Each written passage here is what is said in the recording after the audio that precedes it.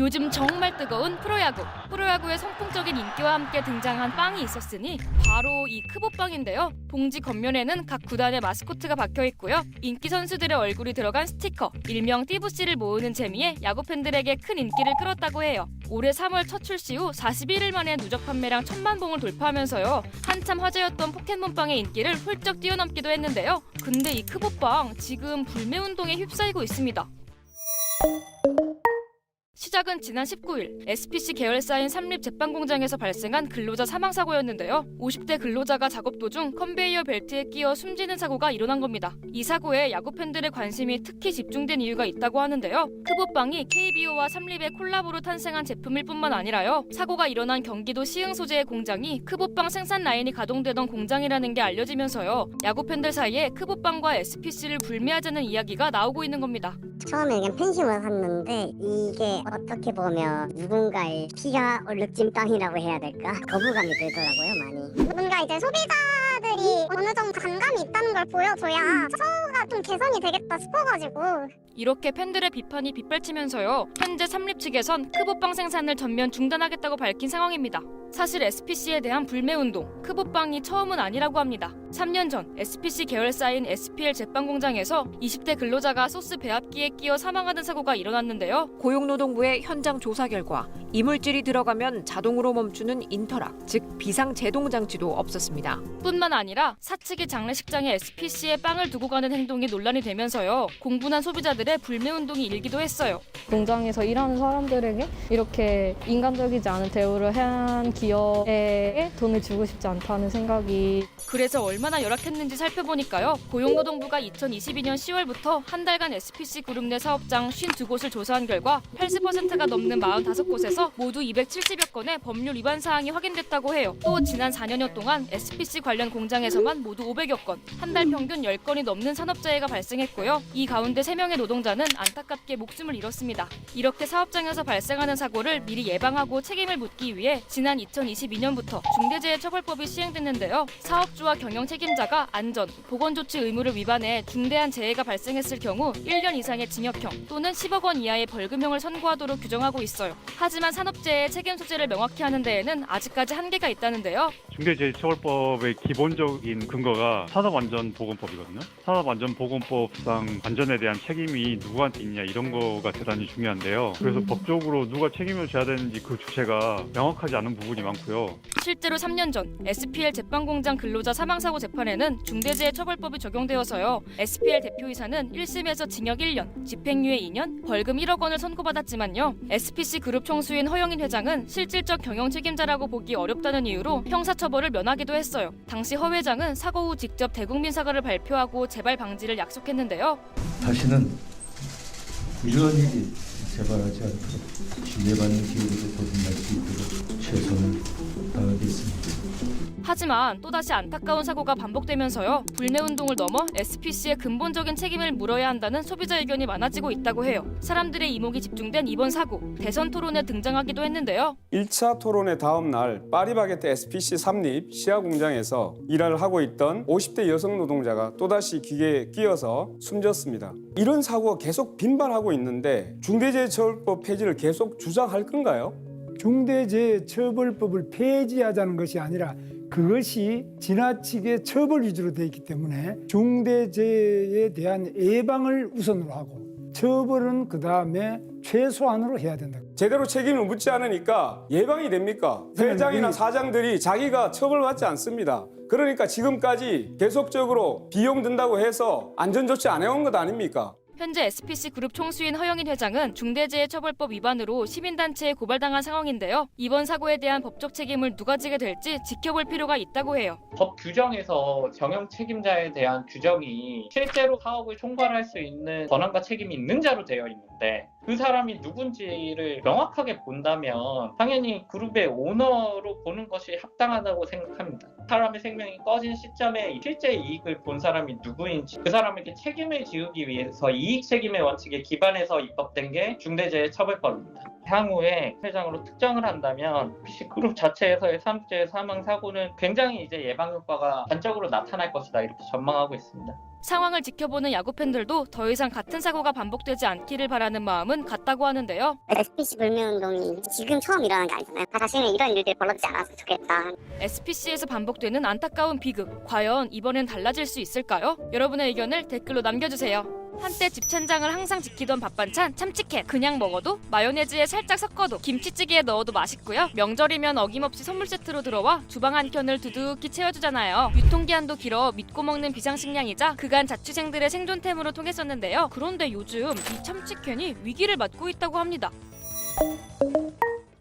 참치캔 마지막으로 샀었던 게 언제더라? 요즘은 마트에서도 잘 안 집게 됨. 기분 탓이 아닌 게 참치캔 시장은 꾸준히 내리막길을 걷고 있는데요. 국내 참치캔 매출은 2020년 약 3,877억 원에서 2023년에는 3,367억 원으로 3년 새 13% 넘게 감소했고요. 참치캔 시장의 80%를 차지하는 동원 F&B의 매출은 약 11%, 2등 사조대림은 7%가량 줄었어요. 심지어 오뚜기는 3년 사이 매출이 절반 이상 뚝 떨어졌죠. 그나마 작년에는 동원의 매출이 전년 대비 2%가량 증가해서 총 매출이 약간 늘었긴 한데요. 오뚜기는 여전히 8% 감소하며 부진한 실적을 보이고 있고, 사실 길게 놓고 볼 때 업계 전반적으로 성장보다는 정체된 경향을 보이는 건 부정할 수 없어요. 이렇게 매출이 줄어든 데는 여러 이유가 있는데요. 그중 하나는 뜻밖에도 코로나19예요. 비상식량의 대표격인 참치캔에 이게 무슨 소리야 싶으실 텐데요. 실제로 2020년엔 코로나 확산 여파로 국내뿐 아니라 전 세계적으로 불티나게 팔렸지만요. 시간이 흐를수록 배달음식, 가정 간편식 시장이 생각보다 더 폭발적으로 성장해서요. 참치캔의 간편함은 더 이상 특별하지 않게 되며 점점 식탁에서 밀려나게 됐어요. 요즘 간편식 종류도 너무 다양한 데다 전자레인지에 돌리기만 하면 뚝딱 완성되잖아요. 배달앱을 통해 언제든지 원하는 음식을 주문할 수 있는 시대이기도 하죠. 참치캔은 간편하고 맛있다는 인식이 강했는데 이제는 간편하고 맛있는 게 넘치다 보니 굳이 참치캔을 사 먹을 이유가 없어진 거예요. 비슷한 맥락으로 모두 바쁜 일상을 보내느라 집에서 요리하기 귀찮잖아요. 참치캔은 맛도 다양하고 그냥 먹을 수도 있지만 단독으로 식사가 되기보단 김치찌개나 볶음밥 등의 재료로 여겨지는 경우가 많죠. 그러다 보니 요리를 잘 안 하거나 번거로운 걸 피하는 젊은 소비자들에겐 손이 잘 안 가는 식품이 돼버린 거예요. 최근에 밀키트가 너무 다양하고 맛있게 출시가 되고 배달을 시켜가지고 간편하게 먹을 수가 있기 때문에 요 참치캔을 이용을 해서 뭔가 요리를 해야겠다, 이러한 생각을 덜 한다. 특히 1인 가구 포함해서 젊은 세대들 입장에서는 요리를 한다는 것 자체가 번거롭고 귀찮을 뿐만 아니라 참치를 이용한 다양한 요리법에 대해서 잘 알고 있지 못하다, 이렇게 말씀드릴 수가 있고요. 근데 사실 소비자가 느끼는 가장 큰 이유는 바로 가격인데요. 세일해도 살까 말까 고민된다. 옛날에는 참치통 안에 살이 꽉 차게 들어있었는데 지금은 3분의 1은 비어있음.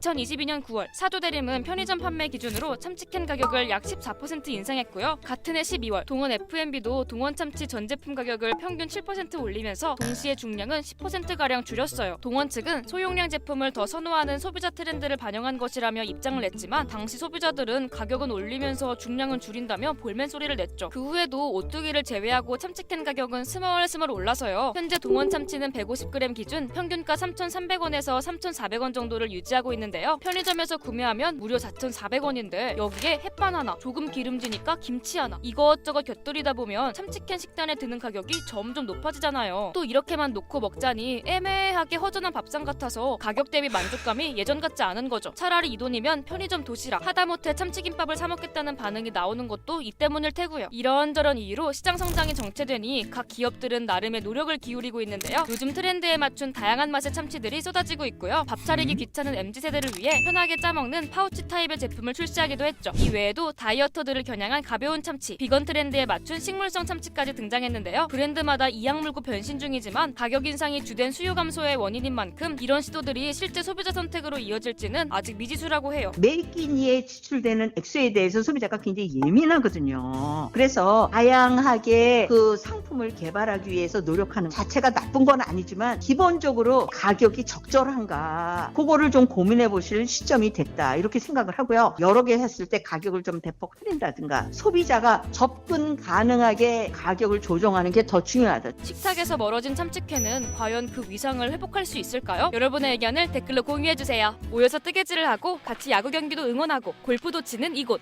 여기는 업계 1위, 국내 최대 영화관인 CJ CGV인데요. 이게 영화관 모습 맞나 싶죠? 근데 이런 부업들 한번 해보는 수준 아니고요. 장기적인 경영 전략이 될 거라고 합니다. 요새 영화관 어렵다 말들 많잖아요. 오죽하면 업계 2위, 3위인 롯데시네마와 메가박스는 최근 회사를 합치겠다고도 발표했고요. 업계 1위 CGV도 예외는 아닌 게요. 위기는 실제 수치로도 확인됩니다. 올해 1분기 영업이익은 1년 전보다 30% 가까이 줄어서 32억 원에 그쳤는데요. 원래 이 회사 2019년까지만 해도 한 해 1,200억 원, 분기로 치면 300억 원이니까 올해보다 10배 가까이 벌던 회사였거든요. 그런데 코로나 기간엔 연속 적자를 내면서 빚이 쌓였고요. 수익성 나빠지면서 올해 CGV는 코로나 이후 4년 만에 또다시 희망퇴직을 단행하고 지점 4곳의 문을 닫았습니다. 게다가 주가는 더 길을 못 펴고 있어요. 그 어려웠다던 코로나 당시보다도 더 낮은 수준이죠. 이젠 CGV의 리즈 시절이 언제였지? 싶을 정도로 까마득해졌습니다. 지금으로부터 30여 년 전인 1996년 당시 제1제당이었던 CJ는 해외 기업 2곳과 손잡고 공동회사를 세웁니다. 이름은 각 회사 이름 앞글자를 따서 CGV로 짓고요. 바로 우리가 알고 있는 멀티플렉스, 즉 복합 상영관 체인의 시작이죠. 그리고 1998년 강변 테크노마트에 CGV 1호점 문을 엽니다. 근데 이게 우리 영화 산업에서 꽤 센세이션한 사건이었던 게요. 이전까진 한 영화관에서 하나의 영화만 볼 수 있었지만 이후부턴 한 곳에서 다양한 영화를 골라볼 수 있게 됐거든요. 영화가 대중의 대표적인 여가 활동으로 자리 잡는데 큰 영향을 미쳤다는 평가를 받습니다.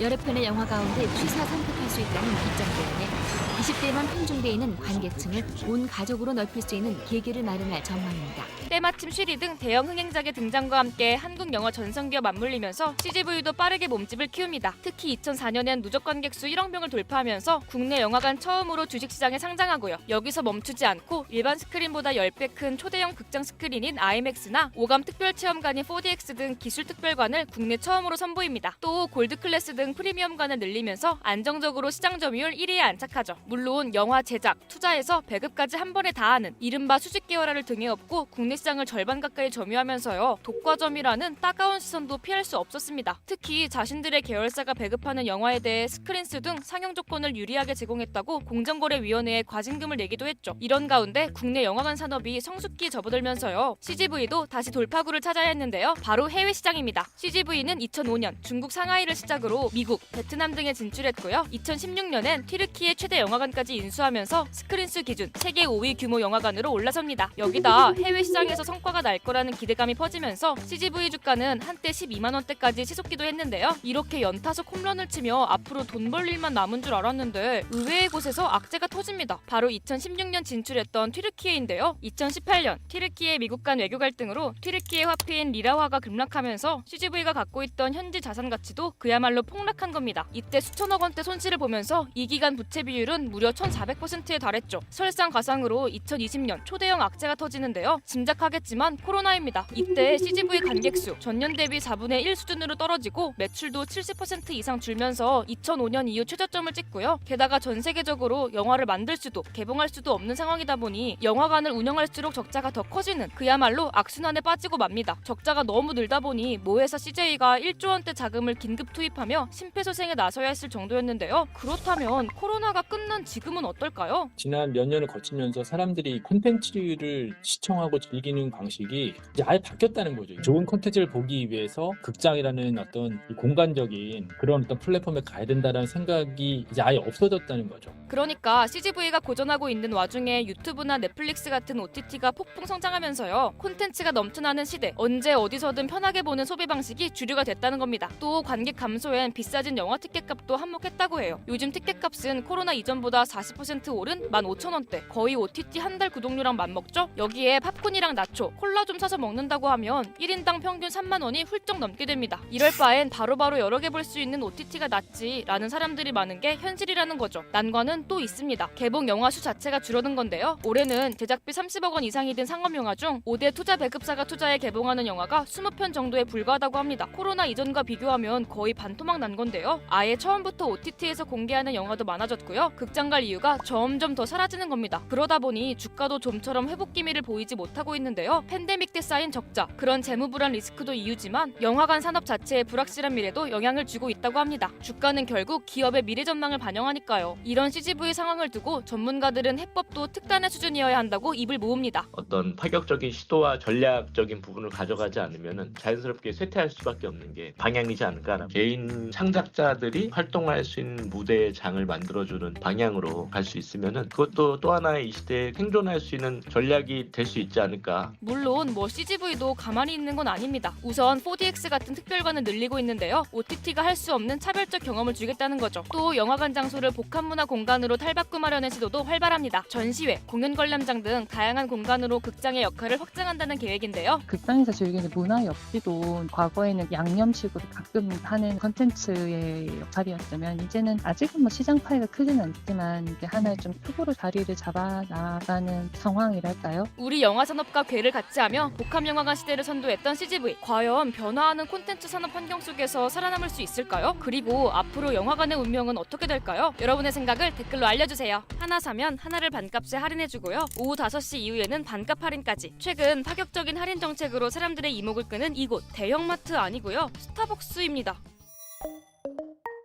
달달한 150원짜리 커피가 한국을 꽉 잡고 있던 시절에 프리미엄 전략을 갖고 들어온 스타벅스. 깔끔한 인테리어나 고객의 눈을 마주치고 주문을 받고 취향을 반영한 맞춤 음료를 제공하는 등 고급화된 커피 전문점의 모습을 보여주었잖아요. 물론 처음 접해보는 쓴 커피의 맛이나 비싼 가격에 반발도 많았지만요. 가면 눈치 보지 않고 커피를 마실 수 있고요. 조용하고 넓지만 시간 제한 없는 공간. 그리고 이 스타벅스 로고 자체가 하나의 브랜드처럼 자리 잡아서요. 매년 내놓는 로고 박힌 사은품의 오픈런은 끊이지 않았고 중고시장에 비싼 값에 내놓아도 연일 품절되는 등 스타벅스 하나만 붙으면 몸값이 껑충 뛰는 현상도 일어났었잖아요. 게다가 스타벅스만의 차별화, 고급화 전략을 강화한 리저브 매장도 지속적으로 확대해오며 충성 고객들의 사랑을 받아왔죠. 그런데 고급화를 발판 삼아 성장한 스타벅스가 스스로 프리미엄 서비스를 내려놓기 시작하고 있습니다. 일단 손님들과 직접 마주치고 감정과 유대를 공유한다는 오랫동안 유지해왔던 스타벅스 전통의 접기 원칙에서 벗어나 전 세계 스타벅스 가운데 유일하게 우리나라 스타벅스에서는 진동벨과 키오스크를 도입하기 시작했고요. 할인도 팍팍 해줍니다. 특정 커피 한 잔을 마시면 당일에 한해 다음 커피를 60%나 할인받을 수 있는 쿠폰을 제공하고요. 한 달 동안 오후 5시 이후에는 디카페인 커피를 최대 반값에 할인해주는 행사도 벌였는데요. 빠른 효율성과 싼 가격. 이거 언뜻 보면 저가 커피가 생각나기도 하잖아요. 그래서 스타벅스의 행보가 저가 커피를 의식해서 그렇다는 분석도 쏟아지는데 아니 요새 수박이 좀 어렵나? 스타벅스 같은 경우에 매출이라든가 영업이익률이 크게 성장했죠. 최근에 와서 좀 이제 성장률이 떨어지고 영업이익률도 조금 둔화하는 상황이 발생되는 걸로 볼 때는 성장으로 갈 상황이 아닐 수도 있다. 스타벅스는 작년 3조의 매출을 찍은 커피계 1위 업체는 맞지만 규모의 성장을 나타내는 매출 증가율이나 얼마나 이익을 많이 남겼는가 확인하는 영업이익률이 최근 주춤하는 추세라는 건데요. 반면 저가 커피의 대가인 메가커피 무서운 속도로 성장세를 보였습니다.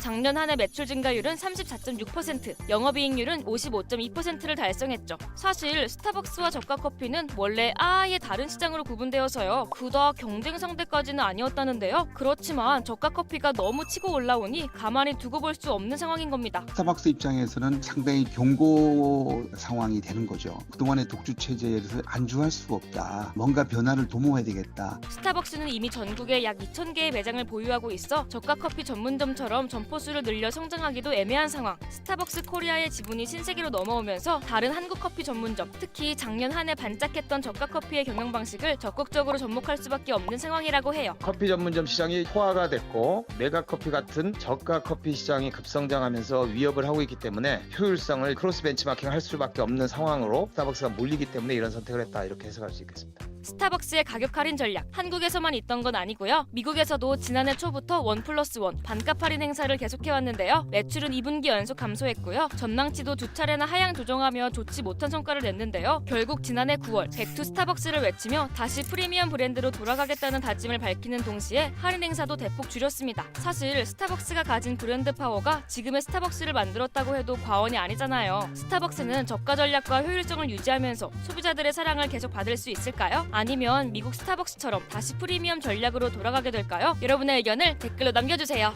만두 하면 다들 어떤 이미지가 떠오르시나요? 둥근 만두, 납작 만두, 나뭇잎 만두. 그 중에서도 우리에게 가장 익숙한 만두는 단연 이 모양일 텐데요. 주름이 예쁘게 잘 잡힌 이상적인 만두. 그런데 최근 우리나라 업체인 CJ 제일제당이 미국에서 만두에 대한 특허를 받았다고 해 화제입니다.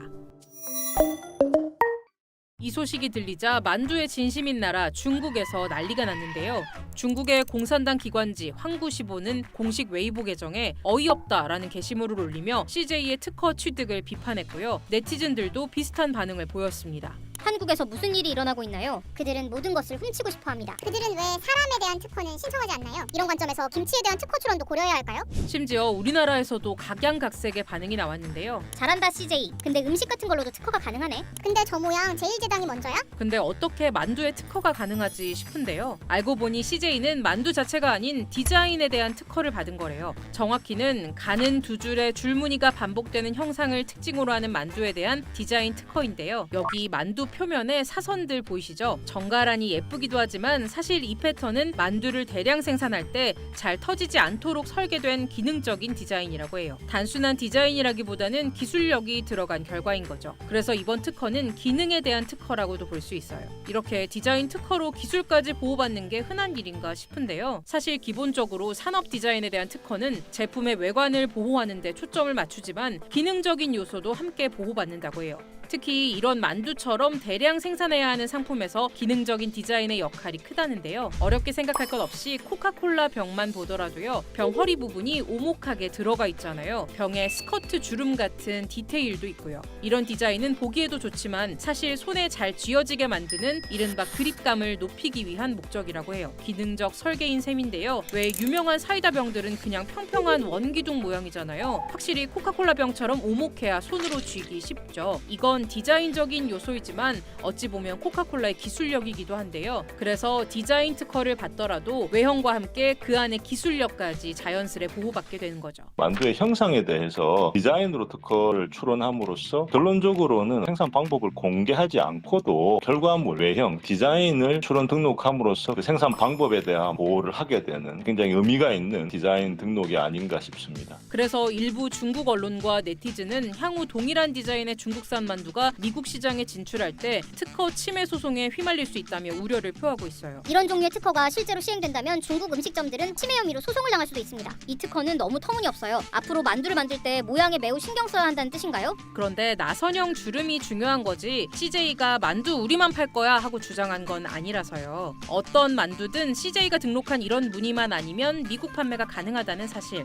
애초에 중국의 억측과는 거리가 먼 특허인 거죠. 손으로 조금만 쥐어도 모양이 변하는 만두에 대한 디자인 특허를 취득한 CJ제일제당. 모두에게 익숙한 음식인 만큼 오해도 있었지만 지식재산권 전략으로도 해석되는데요. 만두의 디자인을 디자인권으로 받겠다고 한 건 굉장히 기발한 생각인 것 같고, 통상적으로는 플라스틱이라든지 철로 만들어졌다든지 고정된 형상의 디자인들이 그 디자인법에 의해서는 산업상 물품성이 가지는 거라서 이렇게 만두를 디자인에 대해서 권리를 풀어냈고 또 그게 등록이 됐다는 게 굉장히 나름 의의가 있는. 앞으로 업계에서 또 어떤 디자인 특허가 나오게 될까요? CJ 만두보다도 독특한 특허가 나올 수 있을까요? 여러분의 생각을 댓글로 공유해주세요. 2000년대 대한민국 냉장고 시장을 주름잡았던 꽃무늬 냉장고. 그땐 예뻐 보였는데 대체 왜 유행했는지 모를 유행. 시간이 지나고 보니 촌스럽다는 평을 받으며 역사의 뒤안길로 사라지나 싶었는데요. 여기에 있습니다. 옛날 영상 아니고요. 2025년 따끈따끈 새 상품 가득한 인도 가전제품 매장입니다. 그냥 몇 개 이렇게 생긴 게 아니라 전체 냉장고 10개 가운데 8개 이상이 이런 꽃무늬 모양이고요. 특히 가장 인기 있는 베스트 10 안에 우리나라 꽃무늬 냉장고가 3개나 이름을 올렸는데요. 무려 1위도 우리나라 제품입니다. 우리나라 꽃무늬 냉장고는 물론 인도 냉장고에도 한국산 꽃무늬 강판이 쓰이고 있다는데요. 색상 패턴 좋네. 꽃 디자인 예쁘다. 새 디자인이랑 기능 완전 마음에 든. 지난해 기준 냉장고 300만 대분의 컬러 강판을 인도에 수출하고 있습니다. 우리나라가 꽃무늬 선배라서 그런가? 아니, 근데 꽃무늬 접은 지 몇 년 된 거 아니야? 궁금증을 해결하기 위해서 크랩이 직접 꽃무늬 강판을 만드는 회사에 찾아가 담당자를 만나봤습니다. 국내 20년 전에는 꽃무늬 냉장고가 유행했었잖아요. 그때 예뻐서 한 거죠. 인도인들은 옛날부터 꽃을 들고 있으면 내가 풍요로워진다, 이런 마음을 가지고 있었던 것 같아요. 힌두교 문화라고 보시면 돼요. 한국이 선배라서 그런 건 아니고 인도는 힌두교의 영향으로 연꽃이 신성함과 풍요의 상징이어서요. 연꽃을 냉장고에도 넣기 시작했던 건데요. 단색을 우리가 이제 팔고 있다가 이 값비싼 냉장고를 이렇게 보니 대부분 꽃무늬 스티커가 이런 부분들이 많이 있는 거예요. 그때 인도의 꽃무늬는 띄어지고 색이 바래지고, 인도에는 화려하고 생동감 있는 꽃무늬만 된다면 판매 포인트가 될 수 있다, 라고 판단을 하게 된 거예요. 사실 우리나라에서 쇳물로 직접 철강을 만들 수 있는 회사는 포스코, 현대제철밖에 없어서요. 뭘로 회사를 키울까 고민하다가 컬러 강판의 기술력을 강화시키고자 했고요. 꾸준히 강판의 디자인을 어떻게 입힐지, 어떤 질감을 표현할지 연구를 거듭한 끝에 마치 실사처럼 디자인을 강판에 구현할 수 있는 기술이 생겨 인도인들의 취향을 저격하는 꽃을 그려낼 수 있었던 거죠. 인도인 디자이너도 직접 고용해 함께 꽃의 모양을 고민했다고 해요. 인도인이 좋아하는 컬러가 버건디 컬러인데 이 버건디 컬러가 얼마만큼 들어가 있고 얼마만큼 진하고 어떤 꽃을 더 화려하게 해야 될지 부분에 대해서는 사실 현지인이 아니면 모르거든요. 이 정도로 컬러 강판에 진심이면 다른 것도 만들고 있지 않을까 싶어서 무작정 공장에 찾아가 봤는데요. 화려한 꽃은 온데간데 없고 나뭇잎, 나뭇가지가 보입니다. 이 강판은 미국에서 인기 만점인 사냥꾼 쉼터용 강판이라고 하는데요. 위장 패턴들은 해외의 군대 초소, 사냥꾼 쉼터, 울타리 등으로 사용된다고 합니다. 미국은 유행에 민감하지 않습니다. 여전히 백색 가전을 쓰는 유일한 나라라고 보시면 될 것 같고요. 그래서 미국이나 이 미주 지역에서는 컬러 강판 제조사들은 프린트 강판을 만들 줄 모릅니다. 저희 기술이 10이라고 하면 미국 기업들의 프린트 기술은 2, 3 정도입니다. 그래서 다른 자재보다 습기나 해충에 강한 강판에 위장 패턴을 입힌 걸 꾸준히 수출하고 있다고 하는데요. 또 인도인들이 연꽃의 디테일에 초점을 맞췄던 것처럼 캐나다나 미국에서도 나뭇잎에 꼭 요구했던 사항이 있다고 해요. 우리나라는 예를 들어서 5개의 나뭇잎이라고 하면 캐나다는 4개예요. 캐나다에 팔라니까 캐나다인들은 어색한 거야. 우리 단풍잎은 4개인데 왜 이게 5개냐고. 뿐만 아니라 이렇게 생긴 나무 모양 철판도 있고요. 이 질감이 다 느껴지네요. 이 대리석, 돌도 있습니다. 강판이 다른 자재에 비해 튼튼하고 좋은 것도 있지만요. 요새 자연에서 나는 석재 같은 것들도 구하기 힘들어지고 원자재 값이 올라가면서 위장막뿐만 아니라 이제 건물 외장재에도 톡톡히 쓰이고 있는데요. 자주 가는 워터파크 지붕도 벽돌이 아니라 철이었고요. 푸른 담장도, 벽돌집도, 나무 지붕도 다 철이었습니다. 우수한 기술 덕에 지난해 컬러 강판 수출량이 역대 최다 수준인 약 140만 톤을 기록했고요. 최근 5년 동안 20%가 넘게 증가했습니다. 최근 미국의 관세 부과 문제로 걱정도 깊어지고 있다는데요. 우려 많습니다. 컬러 강판 제조 회사 중에서도 가장 많이 타격을 입고 있습니다. 미국뿐만 아니라 인도도 그렇습니다. 각 나라에서 보호무역을 하고 있기 때문에 그 부분을 극복해야 되는. 반면 철강 관세가 기존 쿼터 제한을 없애 오히려 기회가 될 수 있다는 주장도 있어 우리 철강 업계는 앞으로의 상황을 예의주시하고 있습니다. 철이라고 하면 차갑고 딱딱한 느낌이 들기 마련이었지만 화려한 꽃이나 나뭇잎 더미로 변신해 수출 효자 상품이 되었는데요. 우리가 미처 몰랐던 우리 주변 속 강판들의 무한 변신, 세계로 더 쭉쭉 뻗어나갈 수 있을까요? 아참, 우리가 몰랐던 강판의 활용, 더 알고 있는 게 있으면 댓글로 알려주세요. 워터파크 지붕은 진짜 벽돌인 줄 알았는데. 광고 없이 유튜브를 시청할 수 있는 유료 구독제 유튜브 프리미엄.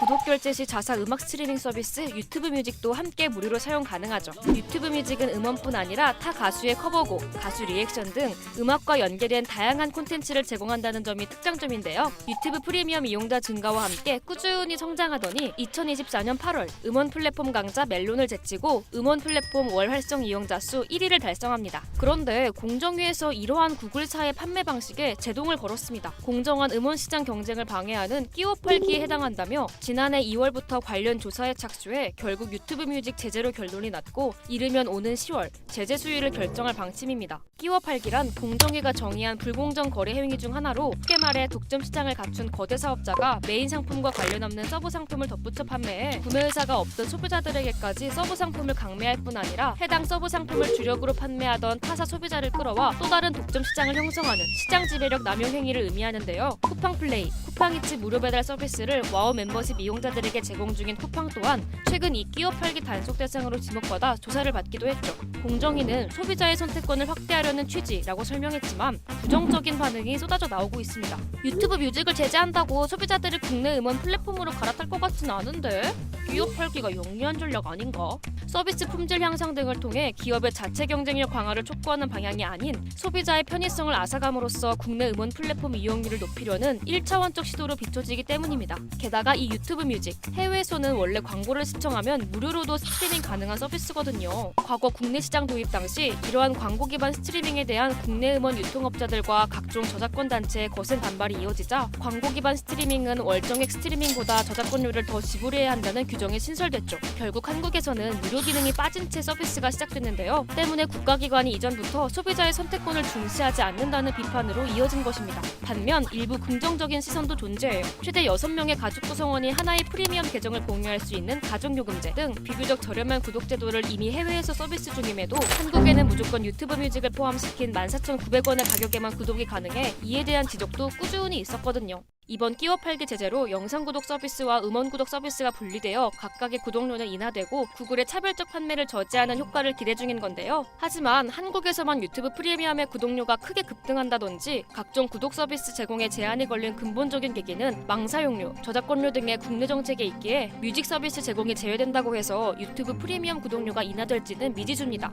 이미 유튜브의 시장 장악이 거의 끝난 상황에서 뒤늦은 제재의 실효성에 대한 의문도 여전히 남아있습니다. 공정위의 유튜브 뮤직 제재, 공정한 경쟁을 위한 정당한 규제, 혹은 K갈라파고스의 일환? 어느 쪽에 더 가깝다고 생각하시나요? 만약 분리징수가 진행된다면 과연 더 저렴하게 유튜브 프리미엄을 이용할 수 있게 될까요? 여러분의 생각을 댓글로 남겨주세요. 최근 미국 정부의 한 소송이 뜨거운 응원을 받고 있습니다. 힘내라! 응원한다! 이겨라! 정부가 드디어 사람들을 위해 좋은 일을 하는군. 이 소송 지지합니다. 이런 폭발적인 응원의 이유, 미 정부가 포토샵 등으로 유명한 어도비를 고소한 사건 때문인데요. 미 연방거래위원회는 어도비가 온라인 쇼핑기의 신뢰 회복법을 위반했다며 민사소송을 제기했다고 밝혔죠. 원래 어도비는 포토샵, 프리미어 프로 등의 프로그램을 구매하면 무기한으로 사용할 수 있었어요. 2012년부터는 판매 방식이 바뀌었는데요. 우선 한 달, 1년 등의 사용 기한을 정해뒀고요. 중간에 구독을 취소할 경우엔 취소 수수료를 물게 했죠. 마치 통신사 할인 약정을 깨면 위약금을 물어야 하는 것처럼요. 취소 수수료를 받는 것은 회사의 정책이니 그렇다고 쳐도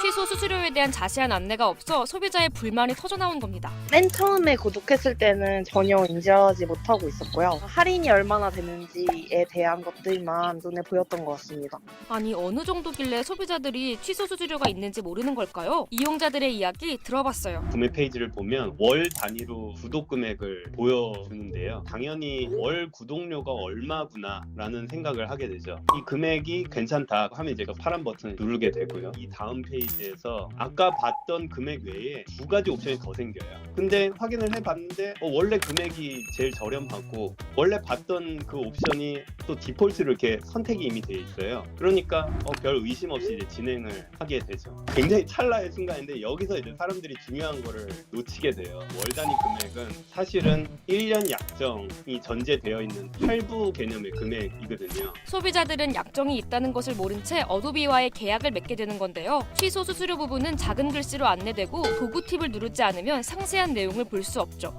아주 조그맣게 연간이라고 적혀 있는 부분이 있기는 한데 이걸 가지고 1년 약정이다라고 소비자가 내용을 파악하기가 너무나 어려운 거죠. 도구 팁을 누른다고 해도요. 14일 이후에 취소하면 취소 수수료가 부과된다고 안내되어 있을 뿐 취소 수수료의 액수나 계산 방법, 적용 제품에 대한 상세한 내용은 없어요. 취소를 결심한 이용자들은 상당한 금액을 물어내야 하죠. 학생 플랜으로 26,400원인데 프로모션까지 받으면 18,000원에 이용을 할 수 있어서 좀 훨씬 저렴해서 그걸로 선택을 했습니다. 수수료는 거의 한 20만 원 정도로 나왔던 것 같아요. 1년 단위로 구독하면 더 쌀 거야 유도해놓고 취소하겠다고 하니까 지금 취소하면은 한 8만 원 내야 되는데 괜찮아? 이래가지고 너무 황당했고요. 취소를 하는 과정을 살펴보니 이 절차도 아주 복잡해요. 사용자가 구독 취소를 할 때 왜 해지하려고 하는지, 왜 해지하고 싶은지를 이제 대답해야 되는 페이지가 있어요. 일반적인 경우는 불편을 드려서 죄송합니다 이러고서 구독 취소가 돼야 되는데 어도비는 다른 플랜을 제안을 해줘요. 모든 항목에서 붙잡고서 놔주지를 않는 거죠. 애매하게 사용되는 문구도 이용자들에게 혼란을 준다고 하는데요. 나는 지금 해지하려고 도움이 필요한데 아니오를 눌러야 하는 이 상황이 굉장히 사용자 입장에는 좀 헷갈릴 수 있는 거죠. 버튼을 하나 잘못 누르면 이 해지 과정 지금까지 진행되는 게 종료가 돼요. 그러면서 처음부터 또 프로세스를 다시 해야 하는 이런 번거로움이 생기기도 합니다. 이러다 보니 인터넷에선 어도비 환불, 결제 취소하는 방법과 수수료를 덜 내기 위한 꼼수가 공유되고 있어요. 고객센터에 연락을 해서 싹싹 빌어라. 그러면은 수수료 안 내고 취소를 도와준다. 이래서 고객센터에 연락을 해서 I'm student, I'm very 어플 막 이러면서 구독을 취소하려면 이용자가 사정을 해야 하는데 어도비는 이런 불만에도 꿈쩍하지 않고 있어요. 어도비가 우리 업계에서 워낙 독점적인 존재이다 보니까 소비자도 알면서 어쩔 수 없이 구독을 해야 되고 끌려가는 입장을 교묘히 활용한 예라고 볼 수 있는 거죠. 디자인과 편집을 하려면 포토샵, 프리미어, 일러스트, 애프터 이펙트, 인디자인, 라이트룸 등을 써야 할 만큼 어도비가 해당 업계를 독점하고 있잖아요. 이런 독점권을 활용한 논란도 있었는데요. 유저들의 창작물을 AI 데이터로 사용하기 위해 자유롭게 접근할 권리를 요구했고 이에 동의하지 않으면 프로그램 이용이나 구독 취소를 할 수 없도록 했죠. 이런 방침에 지쳐 어도비와의 이별을 결심한 이용자도 많아요. 문제들을 알리면서 어도비 대신에 대체할 수 있는 사이트나 어플들을 정리해 놓은 사진 같은 게 있었어요. 그 수수료 문제도 있고 그 AI 문제도 있고 너무 악랄한 짓들을 하니까 어도비 해지하고 피그마나 다른 어플들을 결제해서 쓰고 있습니다. 구독 경제는 고물가 시대에 소비자들에게 선택권을 넓혀주는 대안으로도 보는 시각도 있잖아요. 그런데 어도비처럼 구독 서비스를 역으로 이용해 소비자들을 더 힘들게 하는 경우도 빈번하게 발생하고 있는데요. 구독을 할수록 소비자가 안 무서워요. 왜냐하면 소비자 락인되어 있기 때문에 미래의 큰 이슈는 소비자의 선택권이 박탈되는 거거든요. 지금까지는 소비자들은 여러 개를 펼쳐놓고 살 수가 있었어요. 지금 같은 경우에는 물건을 아예 팔지 않고 구독으로만 제품 서비스를 하게 되면 그 가격이 비싸든 싸든 무조건 구독을 해야 되거든요. 어도비는 이번 소송이 알려진 뒤 소비자가 긍정적인 경험을 하는 것을 최우선 가치로 둔다는 입장을 밝혔는데요. 그동안의 어도비의 행보는 소비자들에게 긍정적인 경험을 준 걸까요? 여러분들의 경험과 후기를 댓글로 남겨주세요. 아이스크림 프랜차이즈의 근본 바스킨로빈스는 한국에서도 익숙하고 꽤 오랜 시간 한국 시장에서 선전하고 있습니다. 그 특유의 유쾌하고 창의력 넘치는 아이스크림 네이밍으로 아직까지 트렌디함을 유지하고 있는 듯합니다. 아니 돌시야 아닌데 베라 요즘 옛날 같지 않던데 하실 수 있는데 아니 껌을 팔든 약을 팔든 간에 광화문, 서울역, 강남대로에서 간판 걸고 장사한다는 거는 아직 시장에서 짱짱하다는 거거든요. 그 힘든 걸 바스킨로빈스가 아직도 한국에서 하고 있는 거니까 아직 먹어준다는 겁니다. 하지만 정작 본고장 미국에서 바스킨로빈스는 낙후된 지역, 낙후된 점포에서 운영되고 있는 썸녀 데리고 가면 문자 읽고 씹히기 리스트에 오를 수도 있는 그 정도로 한국과 분위기가 어마무시하게 다릅니다. 자, 오늘은 아이스크림 프랜차이즈의 근본 바스킨로빈스가 어떻게 성공하게 되었는지 그리고 어떻게 미국에서 추락하게 되었는지를 미국 문화와 섞어서 재밌게 말아드리겠습니다.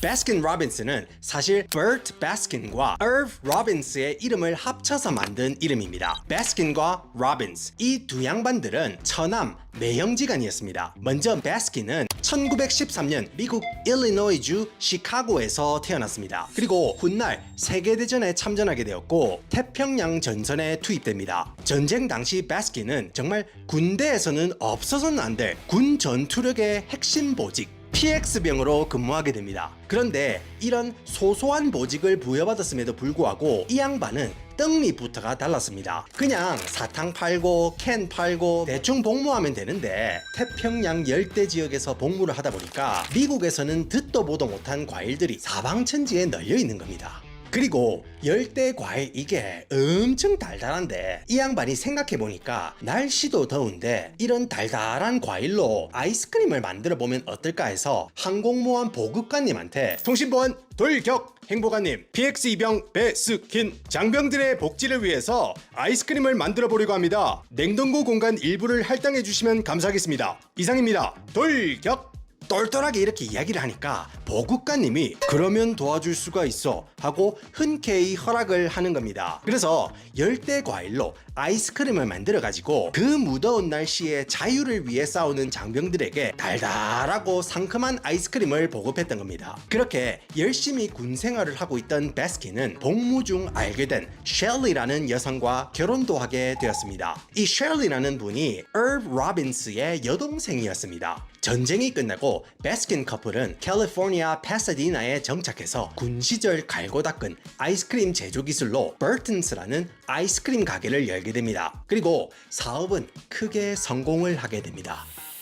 자, 그러면 로빈스의 이야기로 넘어가 보면 로빈스는 1917년 워싱턴주 타코마에서 태어났습니다. 로빈스의 아버지는 유제품 가게를 운영하셨는데 당시 10대였던 로빈스에게 가게 한켠에서 아이스크림을 파는 일을 맡겼습니다. 그런데 이 양반도 보통 내기가 아닌 이유가 그냥 여느 10대 청소년처럼 대충 귀찮은 마음으로 아버지 가게 일을 돕는다 정도로 생각한 게 아니었습니다. 아버지 일을 도와서 아이스크림을 팔다 보니까 바닐라, 초콜릿, 딸기맛 딱 요 세 가지 맛으로 로테이션을 돌리는 건 지루하다고 생각해서 신선한 과일과 사탕을 첨가해보기 시작합니다. 그런 식으로 새로운 조합을 만들려고 밤새도록 연구에 매진하게 됩니다. 그리고 그렇게 개발한 신메뉴에 독창적이고 이색적인 이름을 붙였습니다. 그뿐만 아니고 10대인 로빈스의 눈에는 손님들이 그냥 단순히 아이스크림을 사러 오는 것이 아니고 빡빡한 일상의 분주함에서 벗어나서 잠시 휴식을 취하기 위한 달콤한 안식처라고 여기고 가게를 찾는다는 점을 파악하게 됩니다.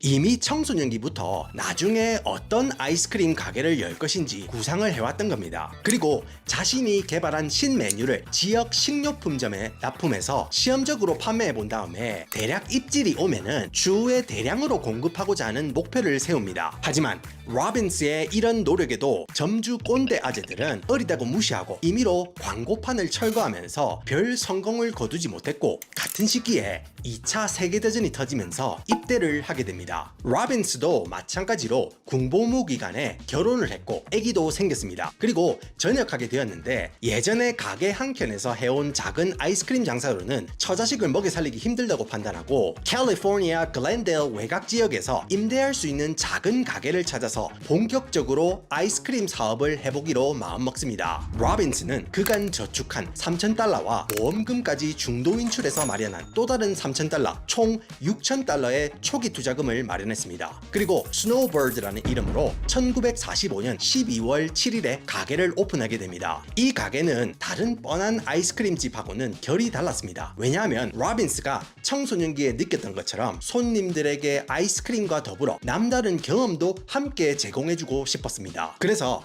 깔끔한 흰색 유니폼 셔츠와 화려한 나비 넥타이를 메고 손님들에게 색다른 맛의 다양한 아이스크림을 선보였습니다. 로빈스의 스노우버드는 굉장한 성공을 이룹니다. 그리고는 비슷한 시기에 사업을 시작했던 베스킨에게 같이 아이스크림 사업을 도킹해보자는 제안을 합니다. 제분이 2,000에서 3,000 정도 생각하면 그만한 장사도 없습니다. 그래, 해보자. 우리나라 사람들 아이스크림 하면 환장 안 하나? 인생 꼬있다 꼬있어.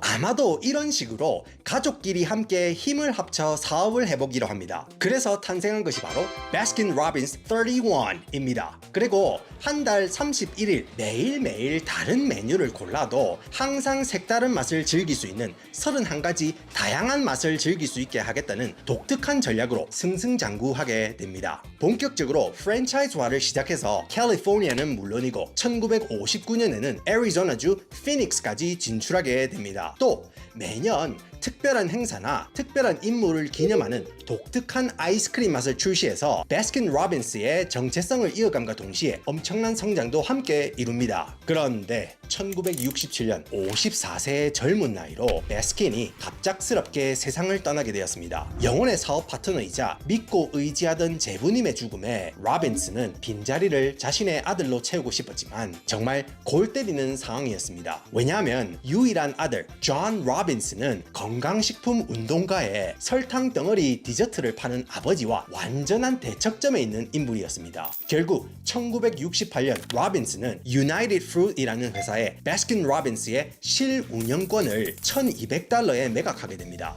매각 당시 베스킨 로빈스는 31개 주 476개의 점포를 운영하고 있었습니다. 그리고 새로운 경영진은 새로 경영을 시작했으니까 뭔가 눈에 띄는 큰 걸음을 내딛고 싶어 합니다. 그래서 1970년에는 본격적으로 해외까지 진출을 합니다. 1974년에 세계 디저트의 핵심 도시라고 할 수 있는 벨기에 브뤼셀에 점포를 오픈하게 됩니다. 그리고 1986년 한국 명동 지점을 시작으로 한국에서도 베스킨 로빈스의 재밌는 맛을 느낄 수 있게 된 겁니다. 자, 그러면 지금부터는 베스킨 로빈스의 하락세에 대해서 말씀을 드리겠습니다. 꽉 잡아 내려간다. 자, 원래 이런 성공을 거둔 회사는 창업자 사업자가 경영권을 한번 넘겨주고 나면 여러 가지 이해관계에 의해서 사고 팔고를 반복하게 되고 무리한 확장이나 근본 없는 원가 절감으로 쇠퇴하게 되는데 베스킨 로빈스도 상당히 비슷한 길을 걷게 됩니다. 1978년에 로빈스 회장이 회장직을 내려놓고 완전히 아이스크림 바닥을 떠나게 됩니다. 그 후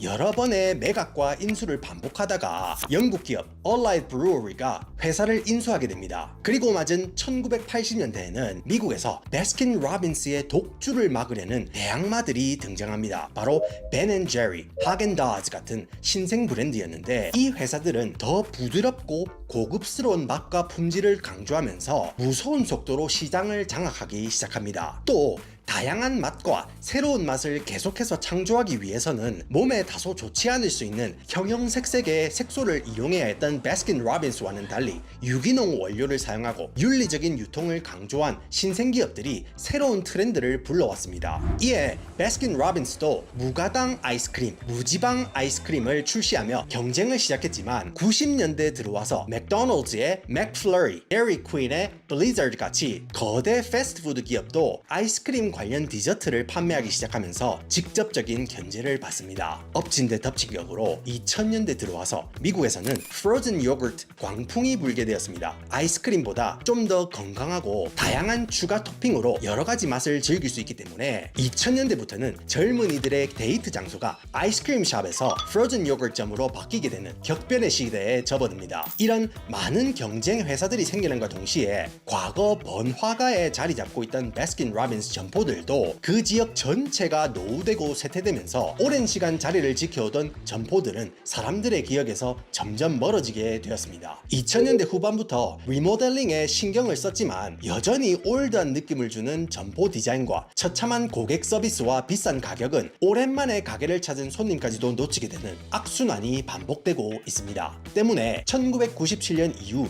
약 500개가 넘는 가맹점이 장사를 때려치우게 됩니다. 그런데 하락세에 대한 대처법을 생각해냅니다. 사실 1990년대에 베스킨 로빈스는 커피 프랜차이즈 던킨 도넛을 인수했는데 이제는 던킨 도넛이 베스킨 로빈스보다 더 잘 나가는 겁니다. 그래서 기존의 금싸라기 알짜배기 땅에 위치한 베스킨 로빈스 점포 반을 떼서 던킨 도넛 점포로 전환시키고 던킨 도넛 점포에는 베스킨 로빈스 점포를 끼워 넣는 그런 작은 규모의 하이브리드 점포를 운영하게 되면서 던킨 도넛을 찾은 고객들이 옛 추억을 회상하면서 야, 아빠가 옛날에 엄마랑 베스킨 로빈스에서 첫 데이트를 했거든. 그때 같이 먹은 아이스크림이 엄마는 외계인이었는데 결혼하고 니 태어난 다음에 엄마가 진짜로 외계인이 됐었지 하면서 다시 베스킨 로빈스를 찾게 되었습니다. 자, 오늘은 여러분에게 미국의 아이스크림 기업 베스킨 로빈스의 성공과 실패의 이야기를 들려드렸습니다. 여러분의 베스킨 로빈스 원픽 아이스크림 댓글로 남겨주시면 감사하겠습니다. 오늘도 제 이야기 들어주셔서 감사합니다.